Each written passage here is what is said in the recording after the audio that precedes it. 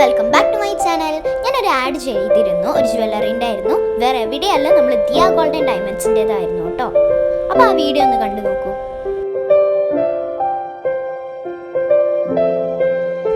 ഇവിടെ നല്ല ഡയമണ്ട്സിൻ്റെ കളക്ഷൻസ് ഉണ്ട്, പറ്റുന്നവരെ ഒന്ന് പർച്ചേസ് ചെയ്യൂ കേട്ടോ.